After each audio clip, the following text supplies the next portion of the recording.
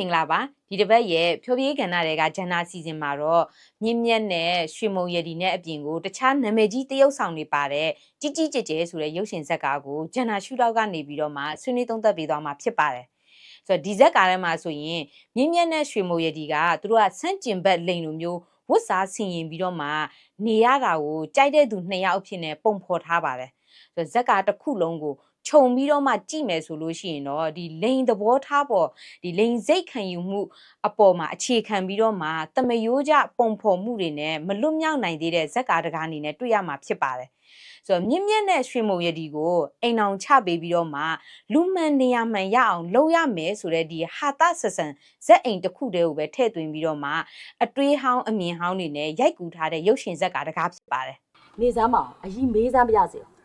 မင်းတို့လေးတွေကလေယောက်ျားစင်စစ်အေကန်ဖြစ်ရတာနဲ့ဘလို့ဖြစ်လို့မိမပုံနေနဲ့နေချင်ကြတာလဲကိုယ်အကြီးကိုပြောကြစမ်းပါဒီဇက်ဝင်ခန်းကိုကြည့်မယ်ဆိုလို့ရှိရင်မြင့်မြတ်ရဲ့မိဘတွေကသူ့ရဲ့တငယ်ချင်းတွေကိုဘာလို့ယောက်ျားစစ်စစ်ကနေပြီးတော့မှမိန်းမလိုနေချင်ရတာလဲဆိုတဲ့မိကွန်းကယောက်ျားဖြစ်တာကမြင့်မြတ်ပြီးတော့မှယောက်ျားဖြစ်တဲ့ဘဝကနေမိန်းမလိုနေချင်တာကကိုတဆင့်နှိမ့်အောင်လုပ်တယ်ဆိုတဲ့အယူအဆကိုအထောက်အပံ့ပြုတ်ပေးနေတယ်လို့ဖြစ်နေတယ်ထောက်ခံနေတယ်ပေါ့နော်လူရဲလို့ဖြစ်လာပြီးဆိုရင်ယောက်ျားဖြစ်ခြင်းမိန်းမဖြစ်ခြင်းကြောင့်မို့လို့နှိမ့်ကြတယ်မြင့်မြတ်တယ်ဆိုတာကလူတစ်ယောက်ရဲ့ကောင်းချင်းဆိုးချင်းပေါ်အခြေခံတဲ့ဉာဏ်ပညာနဲ့လူပတ်ဝန်းကျင်ပေါ်ကိုမေတ္တာထားနိုင်မှုတွေဆိုတာကမွေးရပါလိမ့်အင်္ဂါပေါ်မှာမူတည်နေတာမဟုတ်ပါဘူးတယောက်ချင်းစီရဲ့သဘောထားနဲ့လုပ်ရက်တွေပေါ်မှာပဲမူတည်နေတယ်ဆိုတာကိုသတိပြုသင့်ပါတယ်ကျမတို့အဓိကသတိပြုရမှာလည်းဖြစ်ပါတယ်ဆိုတော့နောက်ထပ်ဇက်ဝင်ခန်းတစ်ခုကိုကျမတို့ဆက်ပြီးတော့မှကြည့်ကြရအောင်နော်ဟိုအခန်းရှိလားဟိုတယ်ပဲဗျာအခန်းရှိတယ်အများကြီးရှိတယ်တောင်းမယ်လေဘယ်ကောင်းပါလဲလို့လို့အထောက်ပြင်သွားကြည့်မယ်လို့လေ့လာမှာလေဟိုဒီစီလေတသိန်းတန်လိုက်တာနှခါဟဲ့လူကလေးမောင်လို့နှခါသုံးခါလောက်လာတဲပလိုက်အောင်မယ်လို့ရန်တန်တာပဲအမေတို့စကားကိုရှင်းရှင်းလင်းလင်းပြောဒီဇက်ဝင်ခန်းမှာဆိုလို့ရှိရင်လည်းပဲဒီလိန်စိတ်ခံယူမှုကွဲပြားတဲ့သူတွေပေါ့နော်အထူးသဖြင့်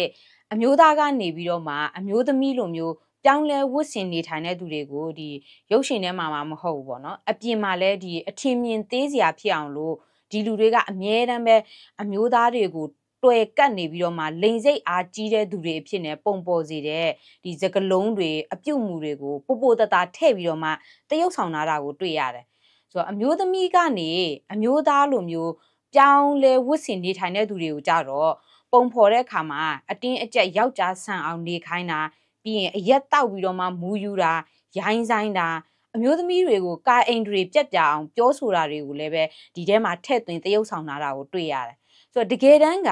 ဒီလိုမျိုးဇက်ကောင်တွေကအပြင်လူမှုဘဝကဒီလိန်စိတ်ခံယူမှုကွဲပြားတဲ့သူအများစု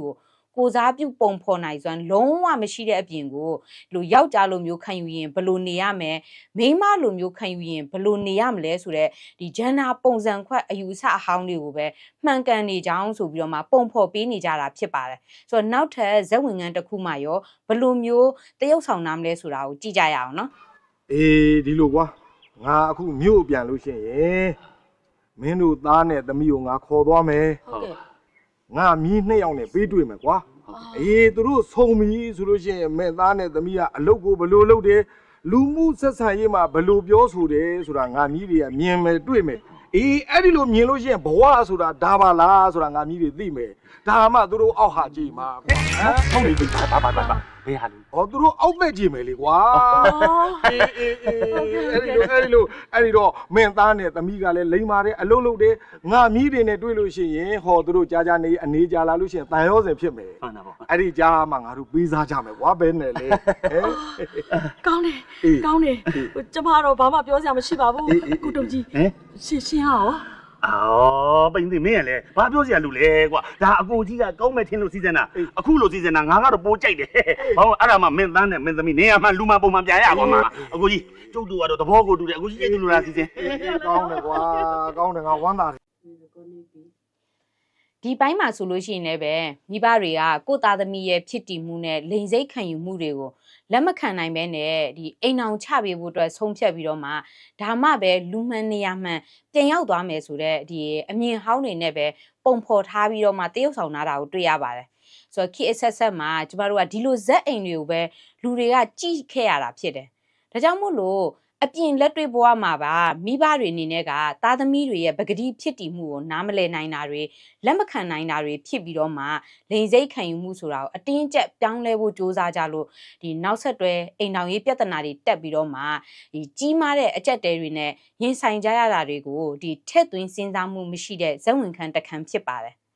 ဆိုတော့ကျမတို့ဒီမြမရုပ်ရှင်ဇာတ်ကားတွေမှာဒီလိန်စိတ်ခံယူမှုကွဲပြားတဲ့သူတွေအကြောင်းကိုရိုက်ကူးတဲ့အခါမှာအမှန်တကယ်ကြုံတွေ့နေရတဲ့ဒီပတ်ဝန်းကျင်ရဲ့ခွဲခြားဆက်ဆံခံရမှုတွေမိသားစုကလက်မခံလို့ကိုယ့်ရဲ့ဖြစ်တည်မှုကိုဖုံးကွယ်ထားရတာတွေပြီးရင်လိန်စိတ်ခံယူမှုကွဲပြားတာဟာရှက်စရာဆိုတဲ့ဒီအတွေးခေါ်တွေကြောင့်မို့လို့ကိုယ့်ရဲ့ဖြစ်တည်မှုကိုကိုယ်တိုင်တောင်လက်မခံနိုင်တာမျိုးတွေအဲ့လိုမျိုးလိန်စိတ်ခံယူမှုကွဲပြားတဲ့သူတွေရဲ့ဒီလက်တွေ့ဘဝကိုထင်ဟပ်စေတဲ့ဒီရိုက်ကူးတင်ဆက်မှုတွေကမရှိသလောက်နှဲပါပါတယ်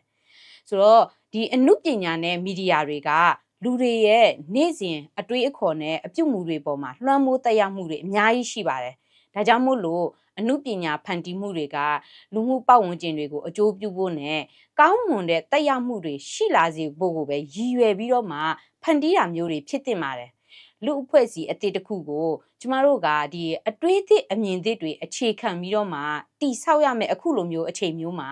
ဒီလိုမျိုးဂျန်ဒါမညီမျှမှုတွေဂျန်ဒါခွဲခြားဆက်ဆံမှုတွေအကြမ်းဖက်မှုတွေနဲ့လိင်ပိုင်းဆိုင်ရာထိပါနှောက်ယှက်မှုတွေဖြစ်ပေါ်စေတဲ့ဒီဖြောပြရေးအစီအစဉ်တွေကိုသတိမူမိအောင်လို့ဒီနေ့ဖြောပြရေးကဏ္ဍတွေကဂျန်ဒါအစီအစဉ်ကနေပြီးတော့မှအခုလိုမျိုးတင်ဆက်ပေးလိုက်ရတာဖြစ်ပါတယ်လာမယ့်ပတ်မှာလည်းပဲဘလို့ပုံစံမျိုးနဲ့တုံးသက်သွားပေးမလဲဆိုတာကိုစောင့်မျှော်ပေးကြပါဦးရှင်